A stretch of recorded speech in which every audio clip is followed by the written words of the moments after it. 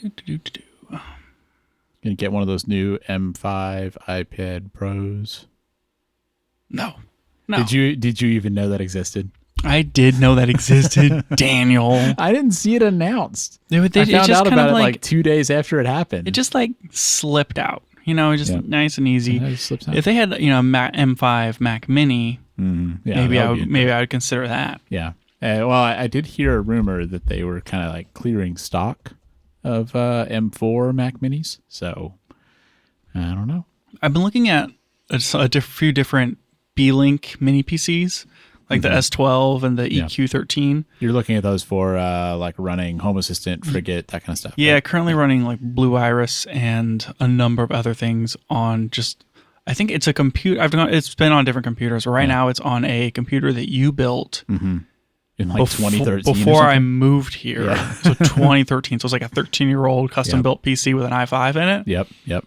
Getting the job done. It's doing okay. It's probably chugging a little bit now. It has some trouble.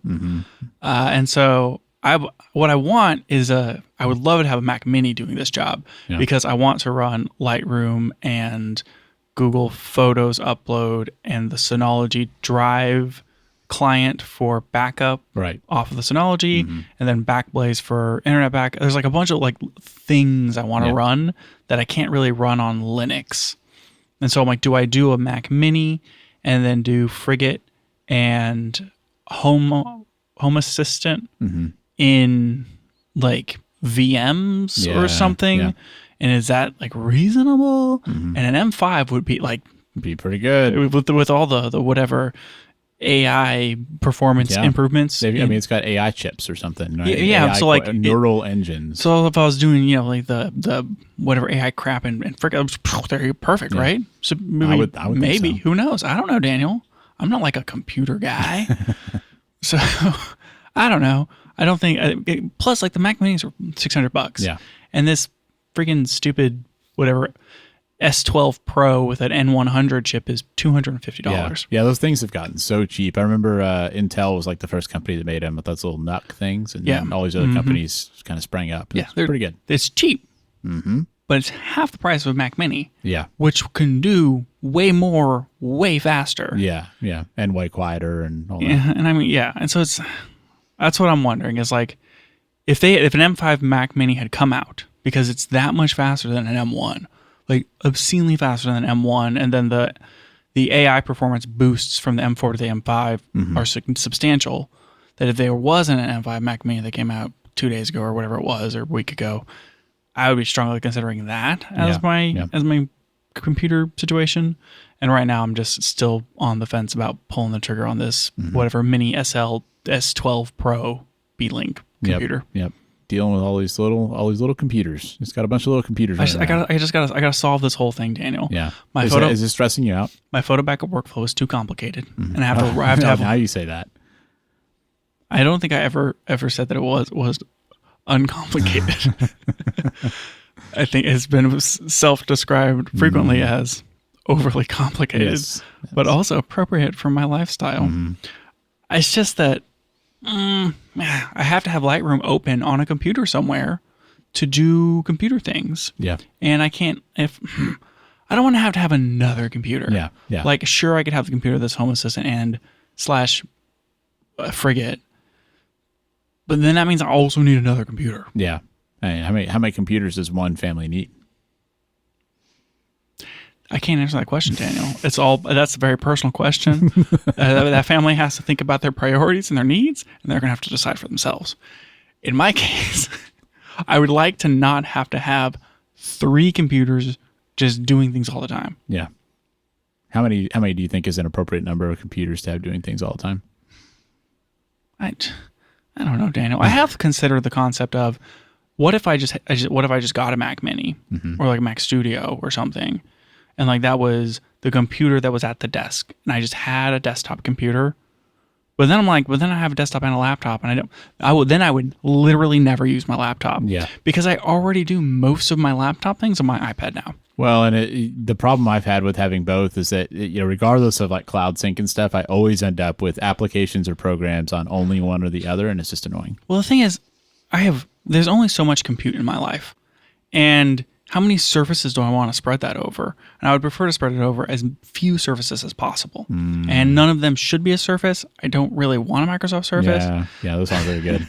And so, like, I don't need a desktop computer other than the fact that it would just be on all the time doing desktop things. Yep. And so that should just be the server.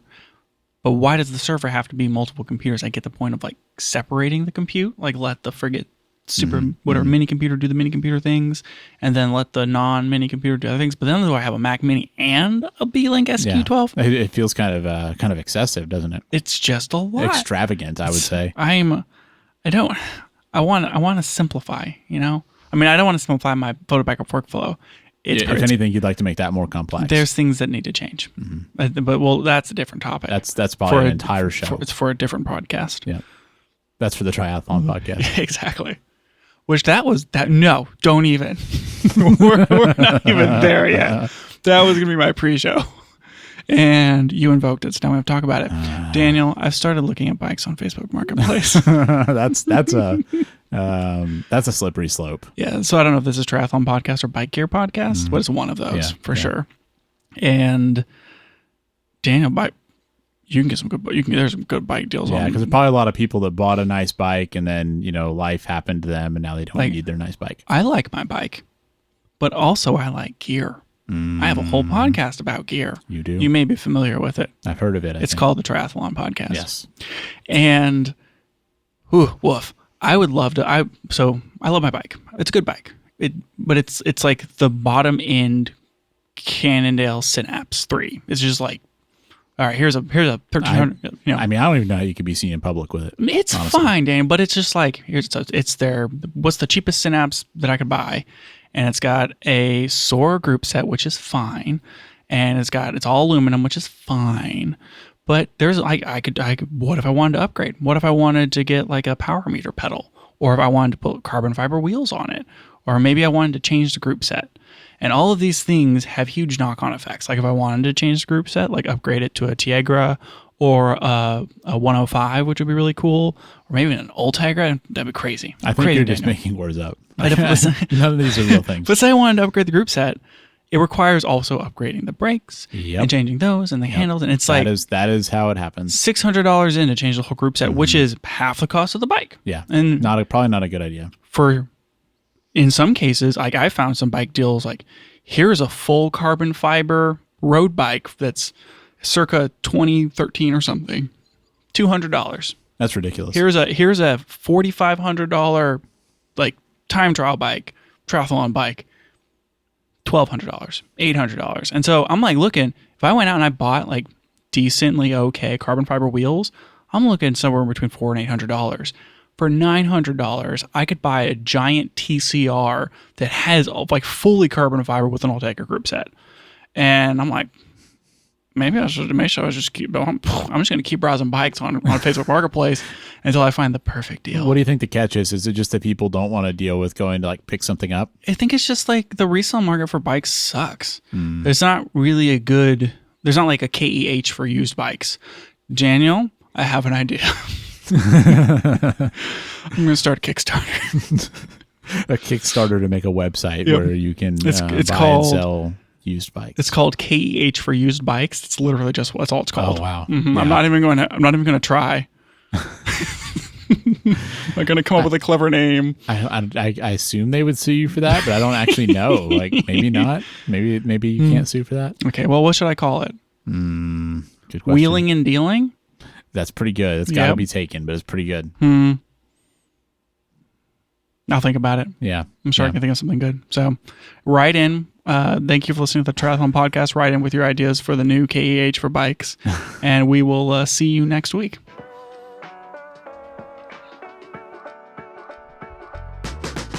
Welcome back to the Camera Gear Podcast. I'm Daniel. And I'm Lucas. And we're here today to talk about the gear, software, and techniques we use to shoot photos and video. I wish we had like a little bumper to play for Superzooms.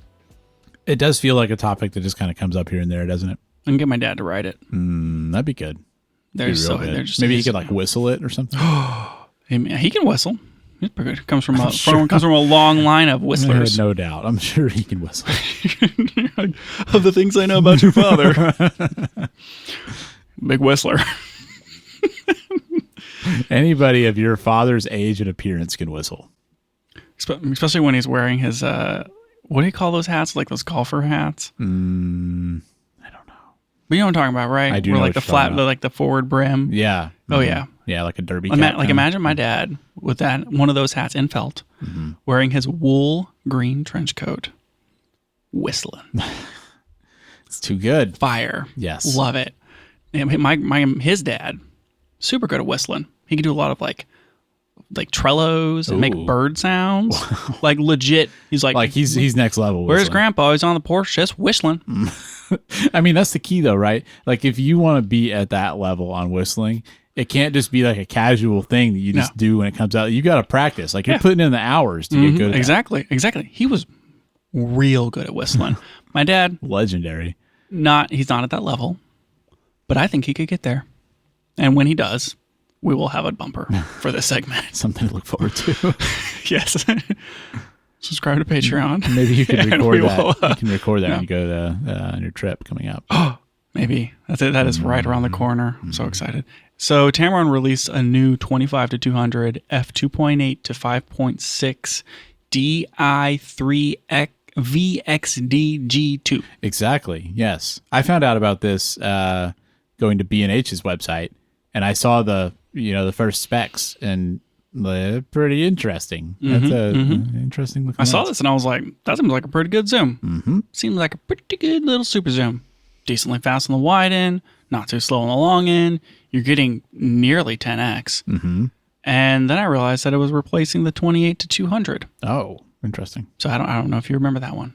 I mean, I remember the focal length. I don't remember what the aperture of it was. Same, 2.8 to 5.6. Okay. Yeah. So a little bit wider. Yeah, getting a little more width, but the width, it seems, is costing us I don't know how you want to call it, but it's costing us aperture, essentially. Oh, like it drops from 2.8 pretty quickly. Yeah, for sure. So for comparison, when you're shooting at 27 millimeter on the new lens, the 25 to 200, or 25 to 200, 27 millimeters is 3.2. Oh wow! Yeah. So you get 2.8 like when you're full wide, but you're losing that like basically immediately. Yeah, but it's because like you're starting at 25 instead of 28, and so that basically follows you all the way through. Whenever you're shooting at 53 millimeters on the new lens, you're looking at like f4.5. On the old lens, you're like at f4. Wow. I mean, that's kind of significant, and I feel like I'm sure the new lens is good in other ways. Yeah. But if I'm thinking about it, I think I'd rather have the 28 and have basically my whole range be brighter. Yeah, but it's not like much brighter. So I mean, we're talking 2.8 to 3.2. 4 to 4.5. It's just it's a half an f-stop, which depending upon what focal length you're in. On the wide end, sure, that's probably like a third stop of light, but on the long end, it's hardly anything. You do reach max aperture at 96 millimeter compared to 147 millimeter on the old one. So that's a significant difference. It is a significant difference. I mean, we're still talking, whenever we were saying, 53 to 147, you're going from 4 to anyways. It's like not a huge jump. We're still talking like a f-stop difference of 1 to a half. But yeah, like your second half of this new 25 to 200 is marginally slower than the second half of the 28 to 200. Interesting.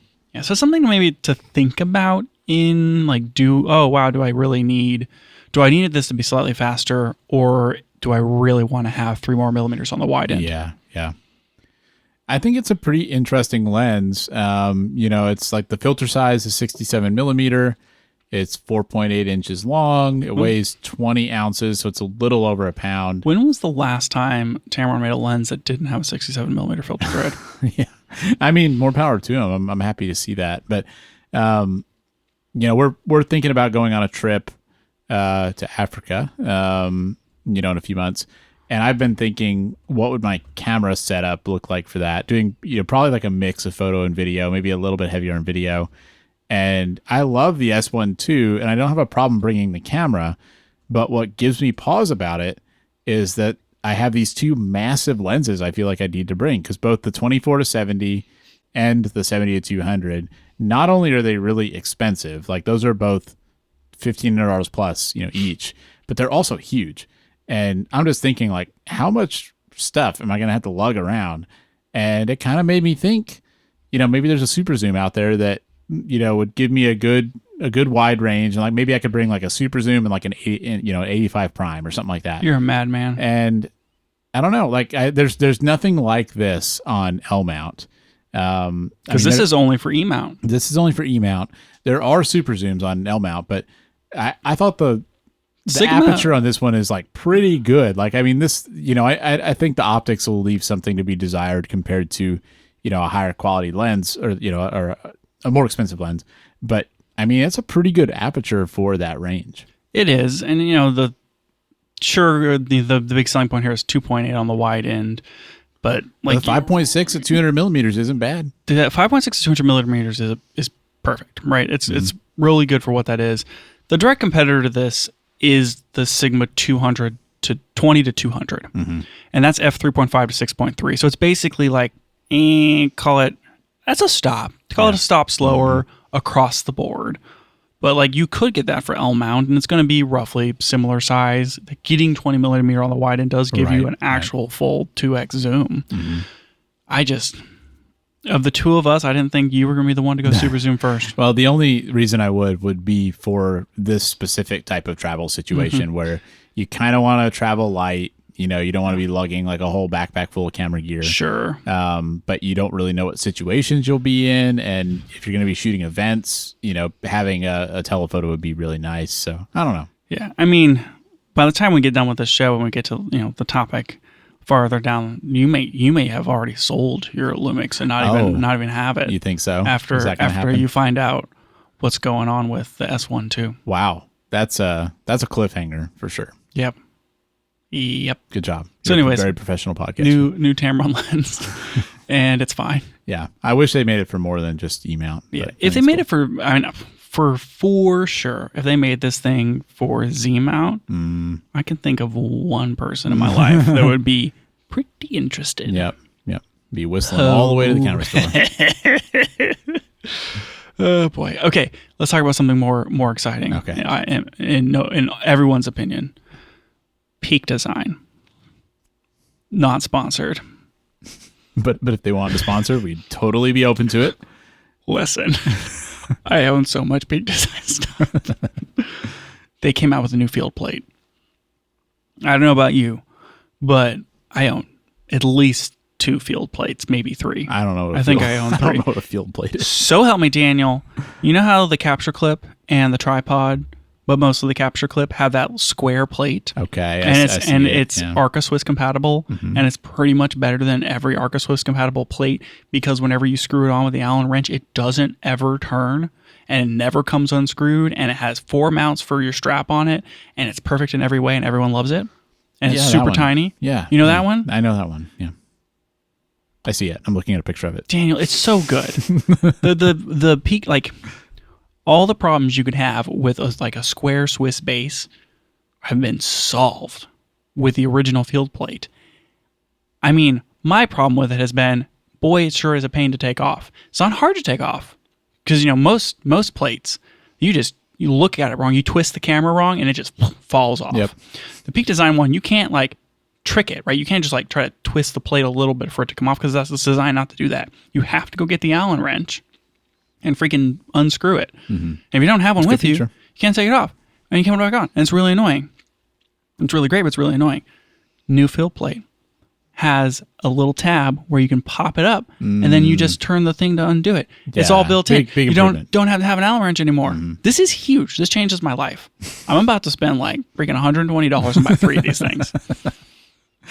What's the situation where you're constantly adding and removing? These are just on all my cameras. Okay. It fits my tripod, which is Arca Swiss, and it fits all the other setups that I have, which are Arca Swiss, like my cage setup. But why are you taking it off?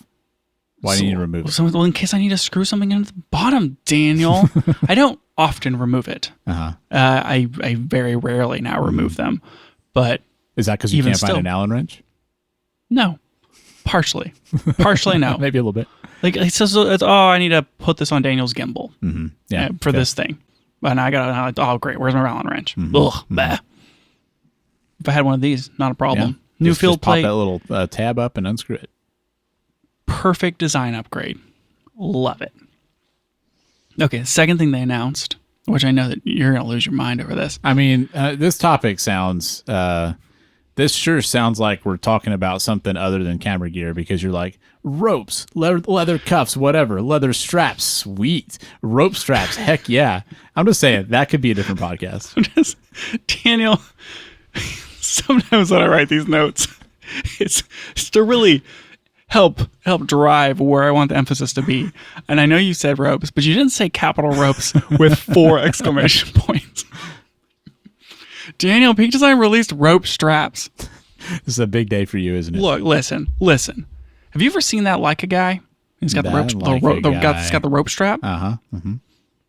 Have you ever seen anyone cooler than that guy? Don't think about it. Answer is no.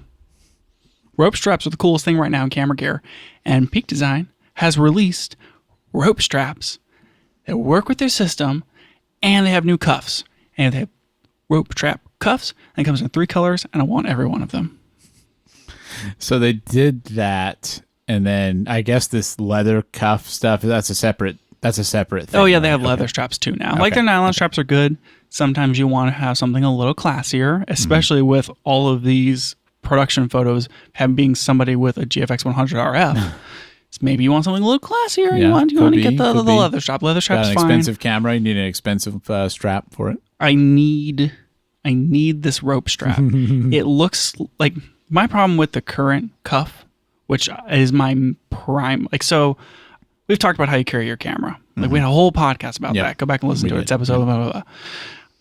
I used to have like a permanently fixed strap, and then I would wrap the strap around my arm, but then like I could unwrap and like hang it over my shoulder, and that worked out really well for me. What I found though is I just prefer to have the strap be around my wrist, and then I can take the camera in and out of my bag, and then occasionally I'll swap it out for a shoulder strap, and maybe I'll sling it over my shoulder. But normally when I'm carrying a camera, I want to put it in a satchel, and then when I take it out, I'll have the cuff. Sure. And I've really enjoyed having the Peak Design cuff as my primary means of carrying my camera. And the thing that annoys me about it is that it is impossible with one hand to really loosen the cuff once it's on, because that's not how it's designed to work. Right. You're supposed to unclip it, and then you wrap it around and wear it like a bracelet. But the magnet's never strong enough for me for it to stay like that. And so I'm always like, it falls apart, and then it's just like swinging around. And so I want to take it off whenever I put it in my bag. But that's like, it's like a 2-hand maneuver. I got to like put it in the bag, and then with my other hand, like get the thing off my wrist. It's just a whole situation. Man, that whole thing sounds really stressful. This new cuff seems to have some sort of slide mechanism, which from the photo seems that it may be easier to one hand loosen the cuff. I don't know.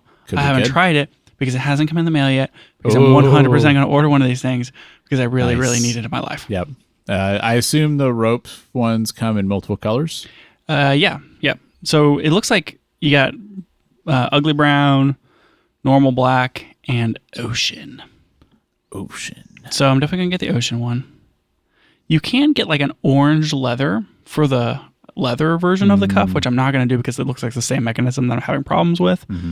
But I assume that means you can also get an orange strap. So if you got the Peak Design clips to go with your iPhone, then maybe you could like take the loop. Like they have those straps now for like that iPhone case. Yeah, you could probably take the little eyelet things and attach those to the phone, and then use a Peak Design camera strap for your phone strap, and you could get it in leather orange, and then wear your phone. That would be very orange and very much not something I'm into. Yeah, me neither. Something I am into is the these rope cuffs. Yeah. They're on fire. Still sounds like another podcast. Just really into rope cuffs now, guys. It's so really, good. Really changing my life at the moment. But also they have the rope strap. My one problem with the rope strap is it doesn't... Oh, you can get it in short. Oh my gosh, Daniel, it's not short enough. Never mind. Oh, and it's already out of stock. Oh, wait, is there a neck? There's a neck version. Hold on. Oh, Daniel, the rope comes in 4 lengths: long, standard, short, and neck. And the neck on this model is like maybe 3 inches below the nips, which is that's the sweet spot for you. I honestly would prefer a little higher. Mm-hmm. I mean, I don't know about you, Daniel, but in general chest shapes, there's kind of like there's some sort of like concaveness to it, right? Like goes out and then back in. Depends on the person. It depends on the person. Some people straight down, but even still, you imagine there's some level of where like it comes out to the nips and then comes back in. And I want it to be on the upward slope, not the downward slope. And I don't want it hanging, right? I want it to be like on my chest. Keep it close to the heart. But I'm a tall person. I feel like if I bought the neck one, it'd be okay. It probably would. Yeah. Sure. So looks like I'm buying 2 rope straps. Man. This one will be perfect for my Canon Autoboy Tele Quartz Zoom, which we didn't even talk about. I brought that to F1. Oh man, I didn't know if you actually brought it. You mentioned that you might. I shot like 26 pictures with That's it. pretty impressive. Yep. Because when I was there, one of the guys, every time I look at the Coda website, they're like, oh man, you just don't bring cameras. Like, just don't do it. Don't bring professional cameras. There was a guy there with an A7 IV and a 200-600 and an A6400 with a 70-200. Wait, was that just a guy? Like, you showed me that picture and I figured it was one of the pro photographers. A guy who was just there with the same group of people that I was there with. Wow. And I'm like, you could have gotten away with a lot. Sounds like. Okay, I see how it is. I'm like, well, I brought this film camera from 1986 that can shoot 70 millimeters or 40 millimeters. Here, let me show you how it automatically zooms out. Weren't impressed. I was impressed. Anyways, so You even bought it from an older Japanese gentleman. I sure did.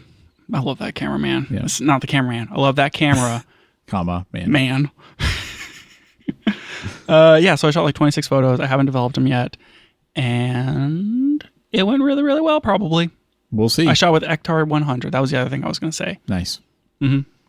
I bet you were, in a small minority of people at that F1 race shooting on film.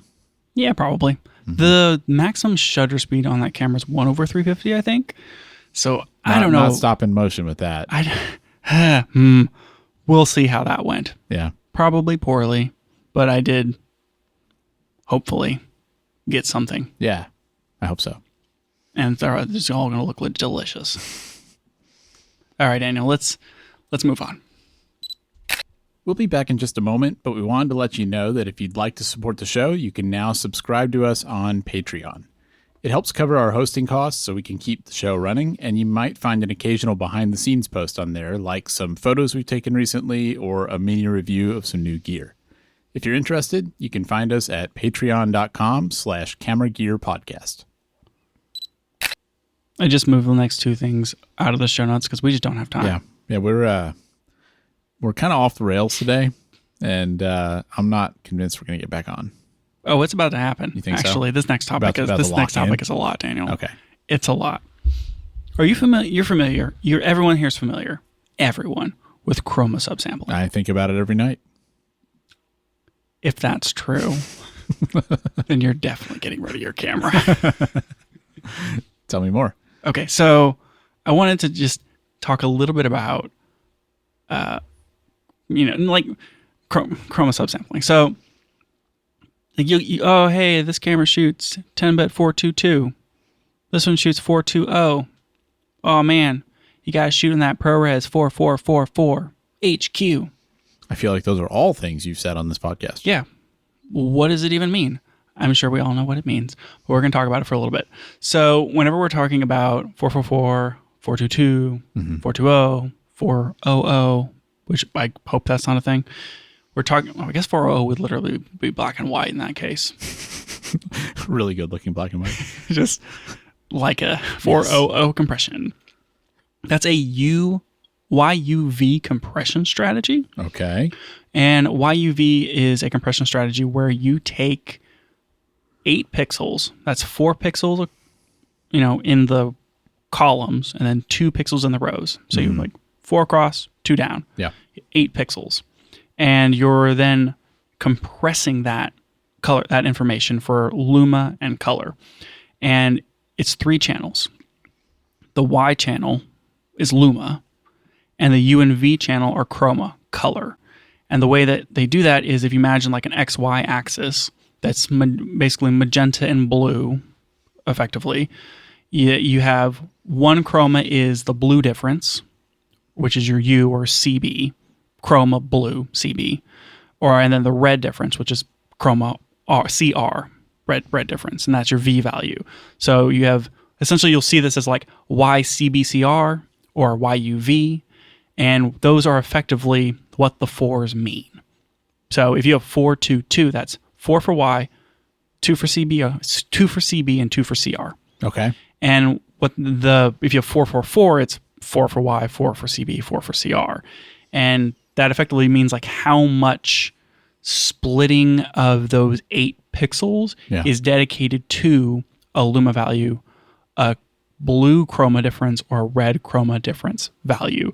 And so it's like, where on the graph is that point in my 2 chroma axes for color, and what is the luma value? It seems like a similar conceptual thing as, say, like 8-bit versus 10-bit video, but this is talking about something different from that. Very, very much so. You can have YUV compression in 8-bit or 10-bit. All that means is that in 8-bit, you have a certain amount of colors for the chroma, a certain amount of actual colors, and then in 10-bit, you have more colors. This is more related to the compression in how you're throwing away colors. Okay. So in a 4, in all of these start with 4 because luma, your eyes are most sensitive to luma. Yeah. And so getting the contrast and the lighting correct is like the biggest thing. So in any like YUV compression strategy, which is most things that we're going to shoot, anything that's not raw is going to be generally a YUV compression strategy. Okay. You're going to get 8 values of luma. Now, if you're shooting like ProRes 4444 or any sort of professional thing, you want to know the color of every pixel. But if you need to save on compression, like if you go from 444 to 422, you're going to save twice as much data on this first 4 and twice as much data on the second 4. And so that's going to be substantially smaller file sizes. But what you're doing is like, if you imagine a grid of 8 and 8, you could have, if you imagine a section of 8 pixels, you could have 8 unique colors in a 444 color scheme. If you did 422, you would have 4 unique colors. And if you did 420, you would have 2 unique colors. Yeah, so you really lose quality pretty quickly. Right. And whenever you're like, you demosaic, you're kind of assuming colors. And really, if you're considering pixels, it's like if 2 pixels are next to each other, what are the odds that they're the same color? They're probably pretty high that they're going to be the same color if they're literally right next to each other. Now, edges, like that's where the colors change. That could be something. Also, gradients. We're talking like how smooth is the gradient in a skin tone? Or do you have color transitions like a sunset or, anything that would fade from one color to another that wouldn't necessarily be uniform? The more subsampling you have, the more smooth that's going to look. And if you start pushing that color around in post, like if you have more chroma information like 444, 444, you're going to be able to, it's going to look better because those unique colors will hold. Whereas if you're down to like 420, you can only push it so far before you start getting blocking and banding and that sort of thing. Yeah, and it seems like I feel like most cameras now you get a choice between 420 and 422. It seems like at least for normal like mirrorless cameras and stuff, I'd say it's uncommon to have anything past 422. Right. You're pretty much going to be pulling to a Ninja of some sort if you want to get 444. And I would even say that most like hybrid mirrorless cameras aren't providing any sort of 444 codecs. Yeah, you just don't even get to have the choice, regardless of what you use to record. The best thing you're going to get is ProRes RAW, which you can then decode down into ProRes 444. So that's kind of like the gist of what it is and like why does it matter and what's the advantage? But I'll come back to this. Okay. So obviously like if you have 422 versus 420, which are what we're really, really commonly going to see, if you have that extra 2 on the end, it's twice as much color resolution. Twice as much better is what I'd say. Exactly. That's why. You're hearing it right, Daniel. That's right. Twice as much color resolution. You can push it a little farther in post. You can get a better key. And your gradients are going to be better, which are all the things I've kind of already said. Sure. There aren't any less colors. If you're doing 10-bit 422 versus 420, you're still getting, a billion colors, roughly, like 1.073 billion colors. So still the same. It's just like how you're slicing it and dicing it. So like it's better, but it's like how much does it really matter? And like how, like unless you're doing something like really, really pro, maybe it doesn't matter. But if you're doing pro work like you, yeah, I mean, all I do is pro. Everything I do, yeah, then maybe like 422 really matters. Yeah, I mean, when we shoot stuff, we tend to shoot it in 422 all eye because we're doing color grading and editing and stuff. So Yep. So this did remind me of a YouTube video that I saw that still exists on the internet and is still the only place I've seen someone talk about this as a potential issue. And it still only has like 2,000 views. That's the level we're at with this podcast. Is we're dredging up one YouTube video with 2,000 views from 2022. Yes, and there was this guy who was like, "This is the problem with Fuji cameras." I remember this. Yes. And what he does is he takes like 2 Canon cameras and a Fuji camera, and he extracts the Y, which, like, depending upon how your camera company is like choosing to do detail resolution, like maybe they're sticking things in a CR channel or a CB channel or a Y channel, and like there's a lot that goes into this. But what this YouTube video proposes is like he's like, look at just the Y channel, look at just the Luma for this Canon camera and this Fuji camera, and the Fuji camera, whenever you get into like certain mushy details, certain details that are like foliage or really fine things, it looks like mush. And like it looks okay for some other stuff, but it's like whatever their compression algorithms, they're doing a lot of chroma smoothing, and as a result, the image is very low in noise, but they're just like smushing out all the detail out of the Y channel. I mean, that's what you see if you if you crank the noise reduction in Lightroom, you see the same thing. It's like, okay, yeah, the noise is gone, but the picture's all like muddy and weird. And he's like, people love the photos, and like people take great photos with Fuji cameras, but when I isolate just the Y channel, they do a ton of chroma smoothing and it looks like mush. And when I took a picture of this really noisy, leafy background with one camera versus a Fuji, the red leaves are gone on the Fuji image. And it's like doing some mad science over there. Yeah, and it's like it's really interesting video, and he's like, and this is a huge problem. And I've never seen anyone else comment on it. I did another search of like, is this still a thing? And I feel like I'm searching like Fuji red leaves. I feel like I need to go do my own tests because I think he was testing with like an XT2 or whatever, and maybe things have changed. Some stuff. Yeah, like this is pre XT5, blah blah blah.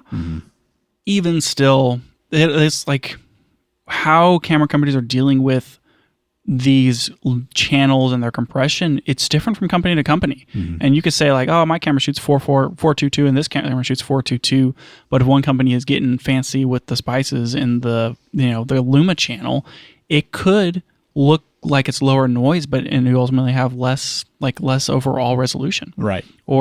This whole conversation gets really weird with Fuji because they're X-trans, and with like standard Bayer sensors, it's more of a predictable like color filter array, and like you have to demosaic, and then you have to feed the demosaic image into this compression algorithm, and blah blah blah blah blah blah blah blah blah. It's all really complicated. The point is, Daniel, the point here is there are like 2 cameras on the market right now that are like hybrid mirrorless cameras that can shoot open gate in 10-bit 422. Are you going to tell me what they are? Two. Most of them are Fujis, but the XH2S camera of the year 2022 can shoot open gate 6K in 422 10-bit. The Pixis 12K, which is not really a hybrid mirrorless camera, that one can shoot 422 10-bit open gate. And impressively for the Pixis, it's a full frame rather than Yep. The R5 can't shoot open gate. The Sony can't shoot open gate. Nikon can't do it. The Canon just released the C50. That one can do it. That one can shoot open gate, and it can do it in 422. Oh, cool. And that's it. We know what's weirdly missing on this list. Lumix cameras. All the new Lumix cameras. Yep. Whether it be the S1R Mark II or the S1 II. Yep. That is definitely a shortcoming. We've noticed that on our shoots because we typically shoot in open gates, get more vertical resolution. And yeah, you got to pick between that and 422. And I didn't realize that. I like somehow like missed that whole thing because they advertised the 10-bit 422 and then they have 1,000 different like options for all the things. And if you want 422 10-bit with basically any camera that's not an XH2S, it's not going to be open gate. Yeah. Like it's going to be 16:9, 17:9, DCI, whatever. And I was really, really surprised. Yeah, it is surprising. That like unless you have a C50 and you want full frame, C50 is pretty much a cinema camera. Like if you want 422 open gate, you have to buy, and full frame, you have to buy a cinema camera. Yeah.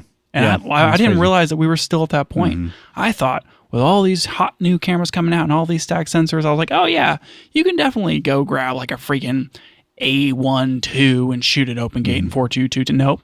Sony still hasn't dropped open gate. Kind of makes the XH2S more impressive, you know? I'm just saying. As old as that XH2S, 3 years on, man. Yeah. I'm so used to like, oh yeah, like we're going to have all the color fidelity, you know, with all that heavy grading that we do for those videos. That like when people wear like a pink dress or something. Dear Lord. God, I had to key out that color and then bring the luminance down. That was a whole thing. Yep. Anyways, that cut was just better because it was in 422. Yeah. And better chromas. I don't know what to do about your new camera and the fact that you've sold everything and have 100% moved to L mount. I still own the XH2S. Yeah, whatever. Anyways, like now does 422 even matter? Does 422 or does open gate even matter? Daniel, this is why this is on the topic list. Because I am having a crisis.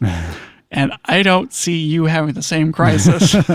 Yeah, I'm just fine about it. I'm like, I don't know. You just pick, like, you got two choices. Neither of them are great. You just pick one. Just stand back a little more if you want more vertical resolution. Zoom with your feet, as they say. So help me. Yep. So help me. Daniel, what's more important to us right now? Open gate or 422? I feel like 422 is probably more important because I think the color comes into the grading. And I mean, I was joking when I said zoom with your feet, but like kind of, right? Like if you know you need to crop vertical, then just use use the 50 millimeter prime instead of the 85 or whatever. Like give yourself more to work with. But you can't do anything to replace lost color information. I just feel that there's no way that I'm going to ever get what I want if we don't switch to Pixis cameras. Because you're already off Fuji. Fuji's done and gone. Yep. Fuji who? See? Doesn't even know. You're like over here, I just don't like the chroma smoothing. Yep. Like you're just digging for reasons. Yep. I take a lot of pictures of red leaves. That's what I'm sure you do. Yeah. Living here where we have like 1 week of fall. It's like all I take pictures of. And all the trees are evergreen. Just waiting for this live oak's leaves to change color. It's going to happen, I swear. I'm just watching this pecan tree. Yeah. Just snapping photos, just waiting. Yep. Exactly. All that stuff. Yep. When's that cedar going to change? Come on, bud. Lucas, I took 1,000 pictures of it. Yeah. No red. Yeah, no red leaves. It's clearly the chroma smoothing. Dang it, Daniel. It just feels like if I want all of our cameras to be open gate with the highest color fidelity, that ship has sailed from my life. I mean, until you get multiple Pixi. Exactly. Yep. I have been watching more and more Pixels 12K reviews. Learning anything interesting? No, I think that I'm at the point where I've been thinking that we need to go back and talk about all the old cameras from last year. Like I want to dig back into R5s and whatever. Is that like in preparation for a camera of the year type situation or just kind of in general?